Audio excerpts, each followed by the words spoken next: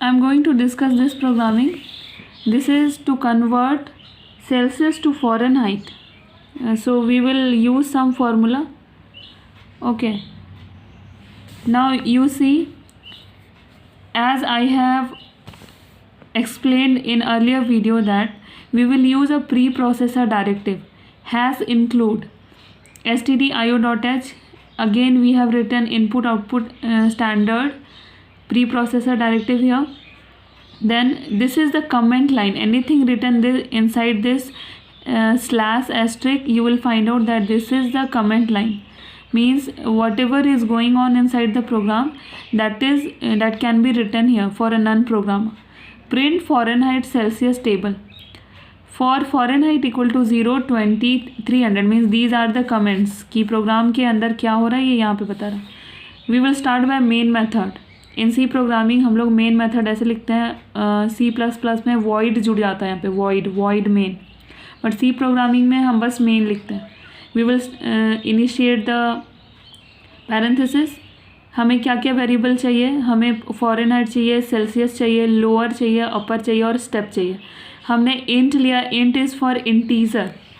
मैं यहाँ पे बताऊँगी, ये भी एक्सप्लेन करूँगी कि डेटा टाइप्स होते हैं. अगर हम प्रोग्रामिंग पढ़ रहे हैं तो we need to understand some data types.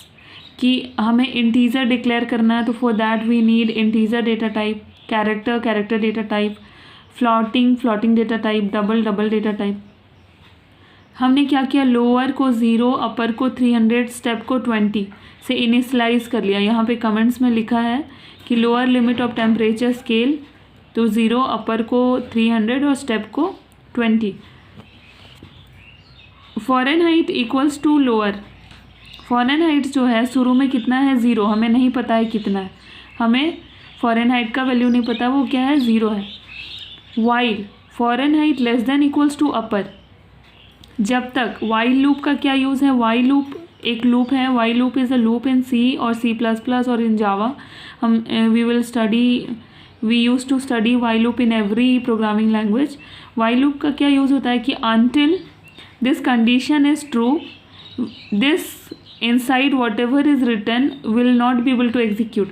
ये ट्रू होगा तभी ये एग्जीक्यूट करेगा, नहीं तो ये अगर ये ट्रू नहीं होगा तो इसके अंदर जो भी ब्लॉक्स में लिखे हैं वो एग्जीक्यूट नहीं होगा. That is while loop. While loop को इसलिए बोलते हैं एंट्री कंट्रोल्ड लूप. मीन्स पहले उसके अंदर जो कंडीशन होता है वो ट्रू होता है तभी हम उस लूप के अंदर कंडीशन में जा सकते हैं, नहीं तो हम नहीं जा सकते हैं. इसलिए इस लूप को बोलते हैं एंट्री कंट्रोल लूप. तो वाइल लूप के अंदर क्या लिखा है? Fahrenheit less than equals to upper. Fahrenheit का जो वैल्यू है वो अपर से छोटा होना चाहिए. अपर का वैल्यू कितना है? 300. तो जब भी फ़ारेनहाइट का वैल्यू, अभी फ़ारेनहाइट इक्वल्स टू लोअर है मतलब Fahrenheit 0 less than equals to upper, तो yes 0 is less than equals to upper, ये लूप के अंदर जाएगा. Celsius equal to 5 into Fahrenheit minus 32/9. इसको 5/9 भी लिख सकते हैं बट सी प्रोग्रामिंग में हम इसको इस तरह से लिखते हैं. This is into multiply. Multiply को प्रोग्रामिंग में हम एस्ट्रिक लिखते हैं. 5 इंटू फ़ारेनहाइट माइनस 32/9. तो 5 इंटू 0 माइनस 32/9 जितना आएगा वो यहाँ पे प्रिंट हो जाएगा. %d यहाँ पे यूज़ करते हैं हम सी प्रोग्रामिंग में क्योंकि हमें इंटीजर प्रिंट करना है. फ़ारेनहाइट भी इंटीजर में होगा और सेल्सियस भी इंटीजर में होगा.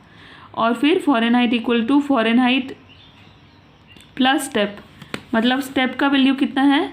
20. तो फ़ारेनहाइट जो भी निकलेगा उसमें 20 को ऐड कर देंगे और वो फ़ारेनहाइट का वैल्यू हो जाएगा.